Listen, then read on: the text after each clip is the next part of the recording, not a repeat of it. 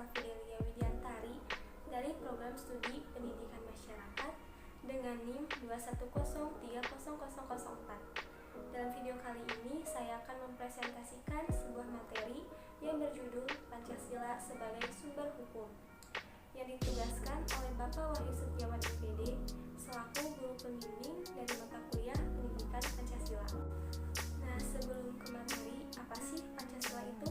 Secara etimologis, Pancasila berasal dari bahasa Sanskerta yang terdiri dari dua kata, yaitu panca dan sila. Panca artinya 5 dan sila artinya dasar. Selanjutnya yaitu fungsi Pancasila. Yang pertama, Pancasila sebagai jiwa bangsa Indonesia. Yang kedua, Pancasila sebagai kepribadian bangsa Indonesia. Yang ketiga, Pancasila sebagai dasar negara Indonesia. Yang keempat, Pancasila sebagai cita-cita dan tujuan bangsa Indonesia.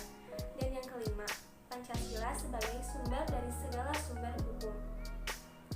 Nah, apa sih fungsi dari Pancasila sebagai sumber segala sumber hukum? Dalam buku Pancasila sebagai ideologi dan dasar negara, oleh Ronto dijelaskan bahwa Pancasila sebagai dasar negara menjadi dasar mengatur penyelenggaraan pemerintahan. Hal tersebut ditegaskan dalam Ketetapan MPR nomor 18/MPR/1968 tentang pencabutan P4 dan penetapan tentang penegasan Pancasila sebagai dasar negara.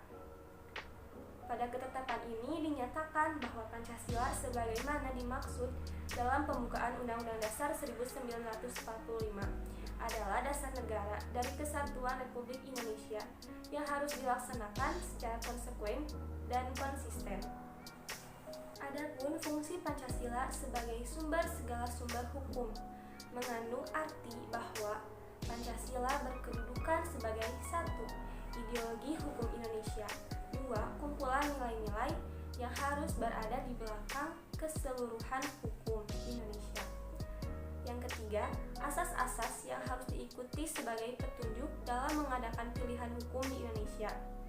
Yang keempat, sebagai suatu pernyataan dari nilai kejiwaan dan keinginan bangsa Indonesia juga dalam hukumnya.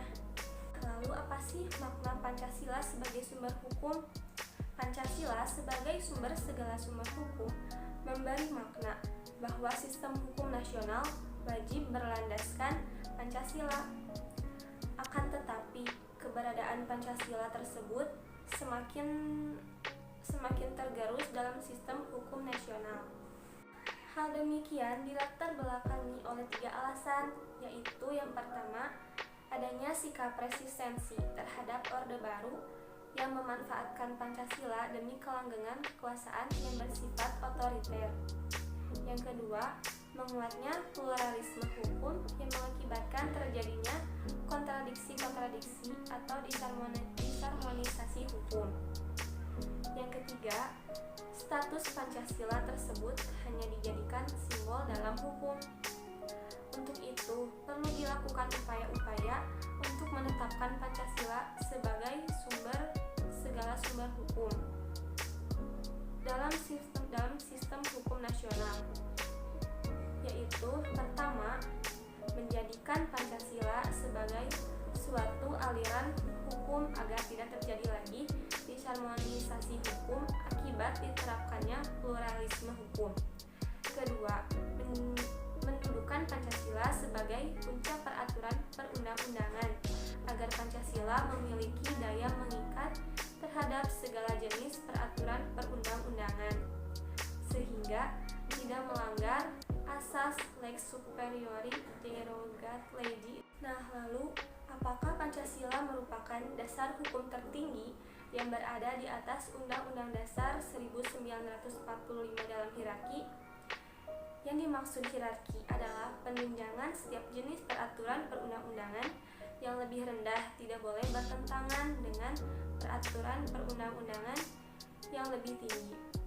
Berarti, jika dilihat secara hierarki, Undang-Undang Dasar 1945 berada pada tingkatan tertinggi. Menurut Rizky Agama, Direktur Riset dan Inovasi di Pusat Studi Hukum dan Kajian Indonesia, dalam teori norma Hans Nawiskite terdapat jenis dan tingkatan aturan-aturan dan tingkatan suatu aturan, yaitu yang pertama, stats fundamental norm, yaitu seperangkat norma fundamental negara yang bersifat abstrak dan menjadi sumber hukum. Yang kedua, stats Bundges meliputi aturan dasar, aturan pokok atau konstitusi negara. Yang ketiga, Formel Gesetz, yaitu undang-undang. Dan yang keempat, Verordnung dan Autonom Satzung, yaitu aturan pelaksana peraturan pemerintah dan peraturan daerah. Pancasila merupakan sumber segala sumber hukum. Jika kembali ke teori Hans Nawiskite, berarti letak Pancasila ada pada tataran staf fundamental norm. Penempatan Pancasila sebagai sumber dari segala sumber hukum negara adalah sesuai dengan pembukaan Undang-Undang Dasar 1945 alinea keempat, yaitu ketuhanan yang Maha Esa, kemanusiaan yang adil dan beradab, persatuan Indonesia, kerakyatan yang dipimpin oleh hikmat kebijaksanaan dalam permusyawaratan perwakilan, dan keadilan sosial bagi seluruh rakyat Indonesia. Lalu yang terakhir, kenapa Pancasila tidak termasuk ke dalam hierarki hukum Indonesia?